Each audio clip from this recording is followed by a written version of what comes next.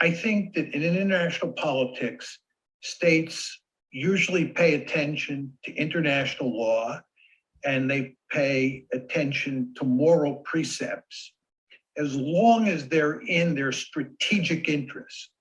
But if there's a conflict between international law and a country's strategic interests, the country will always privilege its strategic interests, and international law and human rights will be pushed off the table. This is why I think it's not very helpful to talk about rights.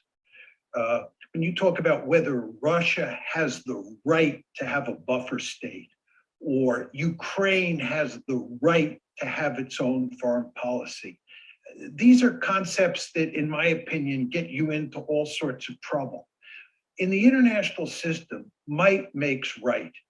And the United States would never tolerate a situation where Canada or Mexico invited, in a legal way, China to bring military forces into Toronto or Mexico City.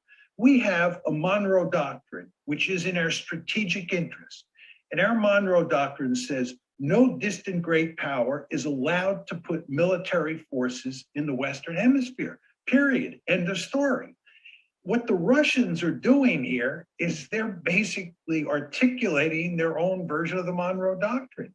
They're saying you cannot turn Ukraine into a Western bastion on our border. It has nothing to do with rights, right? It doesn't matter whether Ukraine has the right to do this or that. We're saying they can't do it.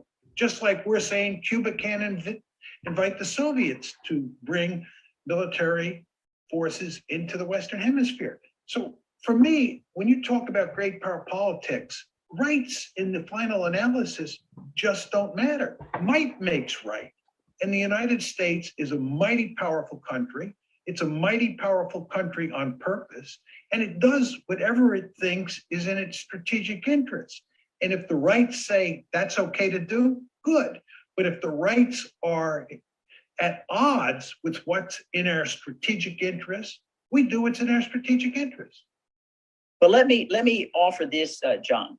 The Declaration of Independence. Now, maybe we departed from it, but it certainly spoke in terms of rights. You know, men and women, they're born with unalienable rights. And it also articulates a right and a duty to rise up and throw off a tyrannical government.